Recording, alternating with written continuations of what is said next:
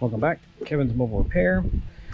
An 06 Nissan Armada V8. We are doing a starter, which is underneath our intake manifold right there. There's our new one. I'll show you what process / procedure to do for this.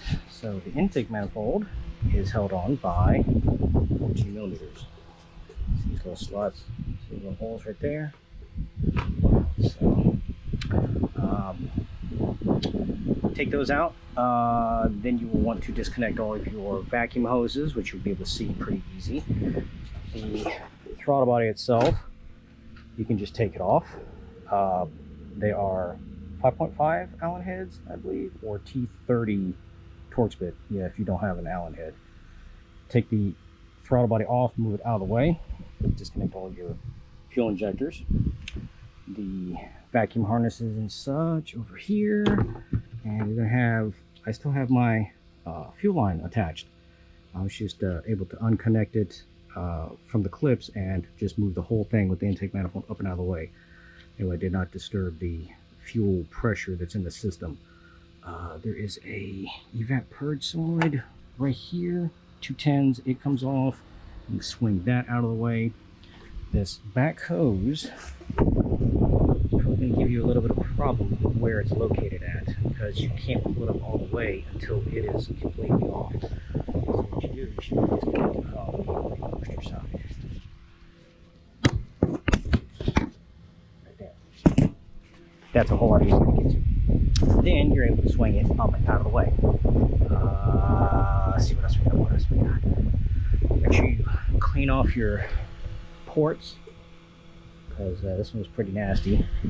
I usually put rags in here once the intake is off so nothing stupid gets down inside there. The starter itself is going to be two 14mm bolts on the back. One right here and one right here.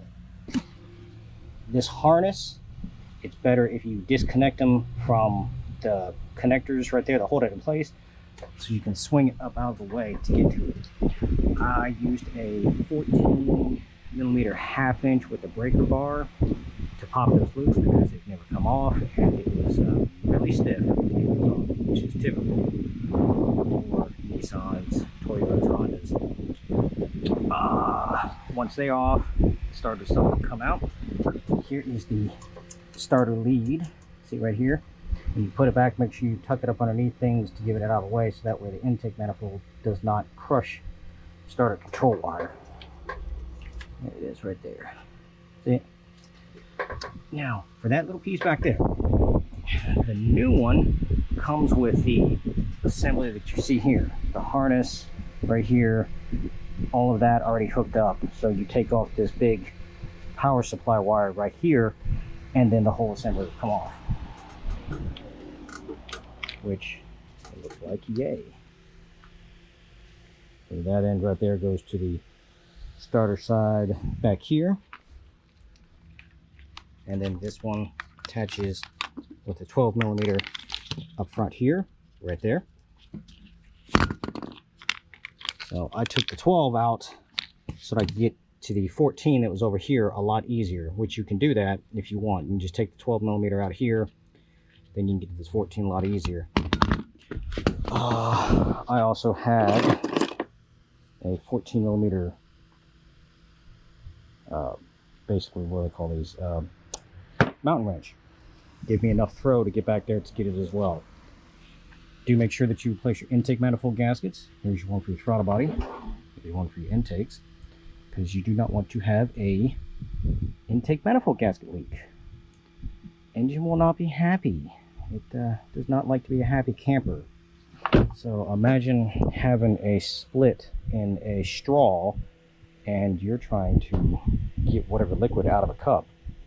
You're not going to be too happy either. So imagine how the engine feels when it's sucking in extra air instead of what it wants to be sucking in the correct amount that goes through the throttle body area. So engine not going to be happy. So just make sure you replace those old nasty intake manifold gaskets. So